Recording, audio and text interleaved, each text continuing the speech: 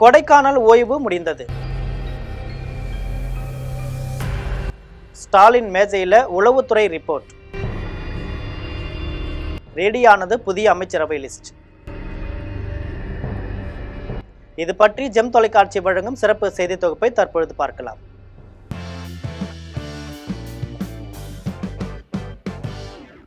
தமிழக முதல்வர் மு.க. ஸ்டாலின் அவர்கள் தனது 4 நாள் கொடைக்கானல் சுற்றுப்பயணத்தை முடித்துக்கொண்டு இன்று சென்னை திரும்புகிறார்.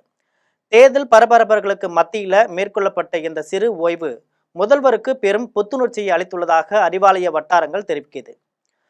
ரிலாக்ஸ் மோடுல முதல்வர் கடந்த 4 நாட்களாக கொடைக்கானல்ல தங்கியிருந்த முதல்வர் ஸ்டாலின் அங்குள்ள இதமான காலநிலையை ரசித்ததுடன் மிகவும் உற்சாகமாகவும் மகிழ்ச்சியுடனும் காணப்பட்டார். வழக்கமான அரசியல் நெருக்கடிகள் மற்றும் கோப்பு ஆய்வுகள் இருந்து விலகி இந்த 4 நாட்களையும் அவர் முழுமையாக ரிலாக்ஸ் செய்வதற்கு பயன்படுத்தியிருக்கிறார்.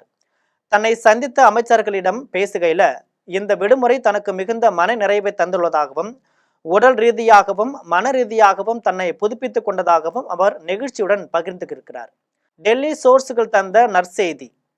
முதல்வர் கொடைக்கானல்ல ஓய்வு இருந்தாலும் அவரது கவனம் தமிழக தேர்தல் முடிவுகள் மற்றும் அது குறித்த தேசிய அளவிலான பார்வையின் மீதே இருந்தது.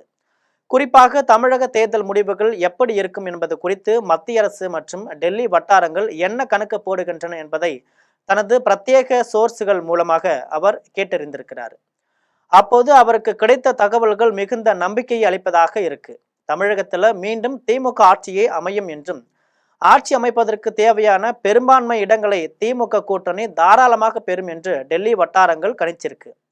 இன்னும் ஒரு படி மேல போய் கூட்டணி கட்சிகளின் தயவின்றி திமுக தனித்தே ஆட்சி அமைக்கக்கூடிய அளவுக்கு பெரும்பான்மை இடங்களை அறுவடை செய்யும் என்று மத்திய உள்துறை அமைச்சகம் கருதுவதாக அந்த சோர்ஸுகள் முதல்வரிடம் ரகசியமாக தெரிவிச்சிருக்கு. இணக்கமான உறவுக்கு திட்டம். மீண்டும் திமுக ஆட்சியை அமையும் பட்சத்துல தமிழக அரசுடன் மத்திய அரசு எந்த மாதிரியான உறவை கையாள வேண்டும் என்பது குறித்தும் எந்த அளவுக்கு இணக்கமாக போக வேண்டும் என்பது பற்றியும் மத்திய உள்துறை அமைச்சகம் ஆலோசனைகள் நடத்தப்பட்டதாக கூறப்படுது. இந்த தகவல் முதல்வருக்கு பெரும் அரசியல் பலத்தையும் உற்சாகத்தையும் கொடுத்திருக்கு. டெல்லியின் இந்த மனமாற்றம் மற்றும் சாதகமான தேர்தல் கணிப்புகள் முதல்வரின் ஓய்வு நாட்களை மேலும் இனிமையாக்கியிருக்கு. புதிய அமைச்சரவை பட்டியல் தயார். அதாவது இந்த அதீத உற்சாகமான மனநிலையிலேயே முதல்வர் ஸ்டாலின் இன்று சென்னை திரும்புகிறார். இந்த 4 நாள் ஓய்வின் போது அடுத்த முறை அமையும் ஆட்சியில் தனது அமைச்சரவை சகாக்கள் யார் யார் இருக்க வேண்டும் என்பது குறித்தும் எந்தெந்த துறைகளில் மாற்றங்கள் செய்ய வேண்டும் என்பது குறித்தும் அவர் ஒரு தீர்க்கமான முடிவுக்கு வந்துள்ளதாக தெரிகிறது.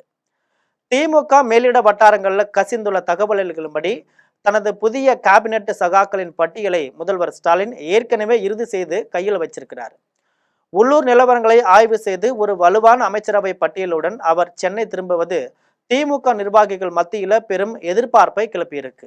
சென்னை திரும்பியதும் தேர்தல் வாக்கு எண்ணிக்கை மற்றும் அடுத்த கட்ட அரசியல் நடவடிக்கைகள் குறித்து மூத்த நிர்வாகிகளுடன் முதல்வர் ஆலோசனைகளை தொடங்குவார்னு எதிர்பார்க்கப்படுது.